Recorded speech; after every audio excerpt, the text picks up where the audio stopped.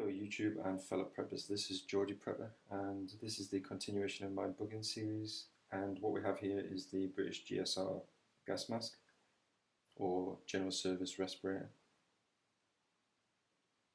This is what the British Army are basically provided with. It's a biological, chemical and nuclear mask, and I got this from Amazon. There'll be a link below from where I got it from. The seller was very accommodating. I paid for it and the estimate for the postage was actually way above what he paid, so he did throw in some extras for me, which was very cool. He just threw in a couple of can lights. I never got this particular brand before. I've never used them. They have an expiry of December 2016, so that was good of him. He also threw in this, which attaches onto a canteen.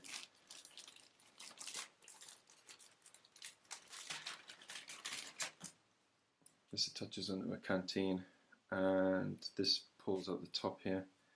And this is for when you have the mask on, that you're able to drink whilst you've got the mask on.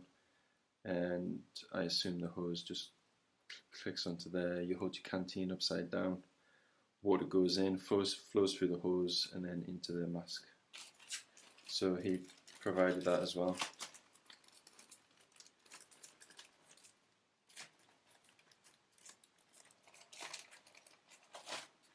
Also, what you get with the mask is this general service respirator card, and it basically is like a service record of the mask, so it gives you some details here that you can fill in regarding it. And on the second page you can put the settings for your mask. The harness has numbers on them, so you can write them down and you can see, so you've got a record of how it fits on you. And then there's a life spares record. It says the harness has a lifespan of 5 years. The primary canisters, 4 months on operations. Secondary filter, lifespan of 5 years, which is very good. That's why I chose this particular mask, because it has been tested very rigorously, and in the field it does work for a very long time. So that's to keep a record of the mask.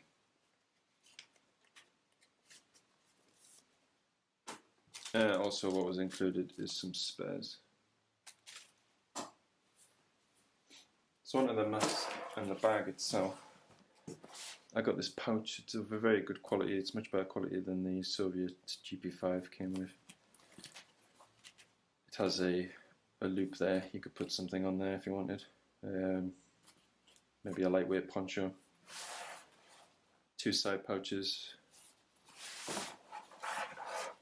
They're both exactly the same, and they are held on with a molly attachment with button poppers. On the rear of the bag you have this. It's of very good quality. It's secured on with loops and these plastic attachments. The plastic is of a good quality though.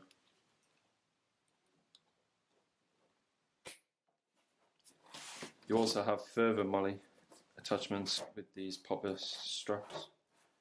You can run them through some molly and then they just button pop at the bottom. So moving on, what's in the pouches? Oh, sorry. There's also this, which goes around your leg. And I'll put pictures of how it looks when you've got it, when you're wearing it at the end. This just runs through the loop there at the back, and like the larger strap, it's just a clicker. It is of good quality. I don't think this would detach from you very easily if you were running about. So one of the actual pouches itself, we'll start with the right one. It's a Velcro closure. And inside are 2 biological, chemical and nuclear filters.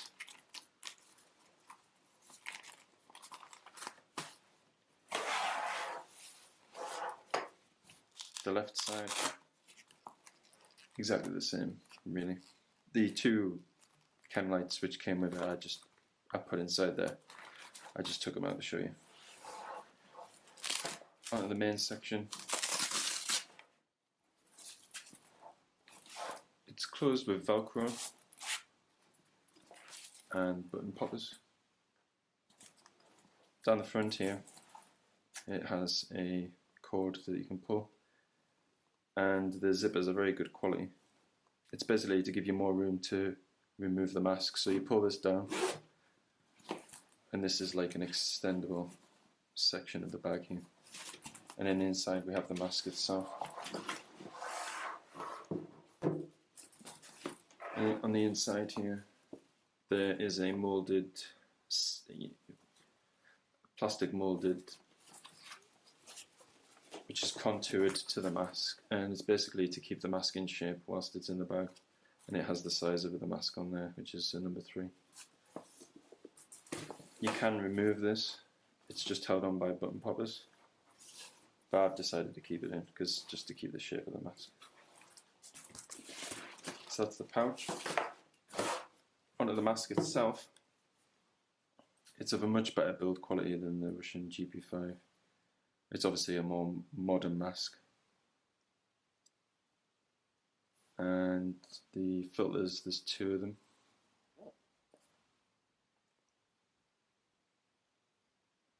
The way that they're detached is with these. You have to pull on both of them and then rotate the filter, and then it comes off. It just goes on in reverse, so you have to have that 90 degrees to the direction that you're going to click it in. Place it on. You can either have it backwards and it locks, or you can have it forwards. So you would have it in the rear position to help with looking down a sight of a gun. And you would have it in that position just for normal operation. There's the water hose. That bit there goes into the, sorry about the horn. That bit there goes into the top of the attachment which I showed you earlier, and that screws onto the canteen. You can then intake water whilst you're wearing the mask, and there's basically it comes out into there. I think you would need like a little hose or something on that to be able to get it in your mouth, but yeah, you can basically take in fluids whilst you've got this on. And then you have these straps here, the harness. You can see that it's numbered. Inside the actual mask itself, there is a form-fitting rubber mold which contours to your face. I believe you can get different ones of these to help it fit you better. But as it is, it's totally fine on me. I'm very happy with the fit that this gives. I'll post some pictures at the end of it with me wearing it, just so you can see what it looks like. But it is a really, really good mask. I practice. These are the practice filters, by the way. These aren't the chemical, nuclear, and biological ones, which are kept in the side pouches. Those are for shit hits the fan. These are for training purposes. These will offer protection against most things that aren't biological, chemical, or nuclear. So I just leave these on all the time. If I had to put this mask on, I would put it on with these filters on. And if I had to, depending on the situation, I would take them off and replace them with the actual shit hits the fan filters. And because there's 2 filters on there, you can remove one,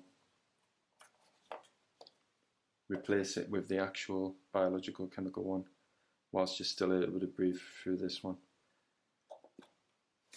I would recommend, if you get this, to buy the training filters. I practice putting this mask on at irregular intervals, but I'm going to start doing it at regular intervals.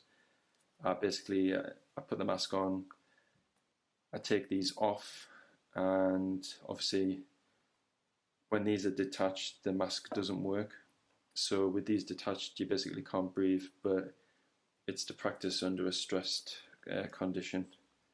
I could easily just remove the mask if I'm short of breath, but it's basically to stress test putting the filters on. I don't really know what else much more to say about the mask. It is very, very good build quality. It's a uni glass. I believe the previous version used in the British military had two. You obviously get a better peripheral vision with the one, and the straps, the harness. The rubber is of a very good quality. I mean, I can't see this deteriorating very quickly, unless it was to some sort of environment which is harmful to the actual material it's made out of. But yeah, I'll put some pictures at the end.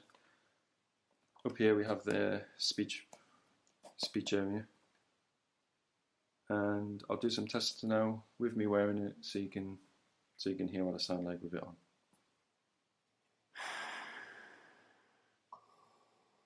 Luke, I am your father. Well, so this is with the GSR mask on. To detach these are the training filters. To detach them, you have to pull on both of the clips, press rather tightly, and then detach.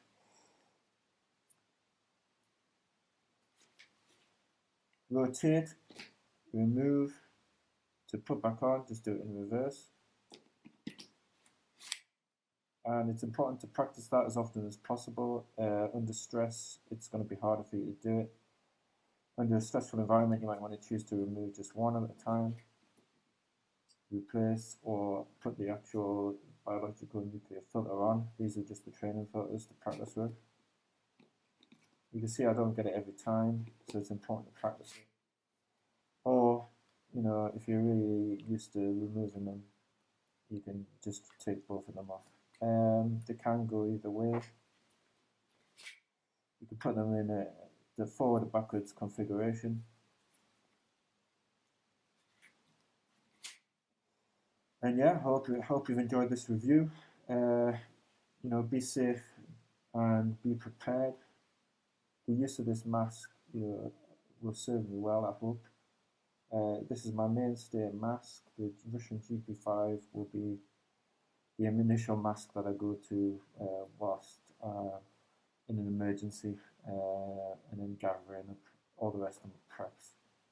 Make sure though, if you do wear a gas mask, that you shave. This mask isn't at the minute an airtight fit because I haven't shaven, and obviously hairs, they create gaps which air can get in, which is also where gases and, you know, biological, radiological and nuclear particles can get in. So that's one very important point, is just make sure that you're close shaven at all times in an emergency, so that these masks fit properly. So this has been Geordie Prepper, and be prepared.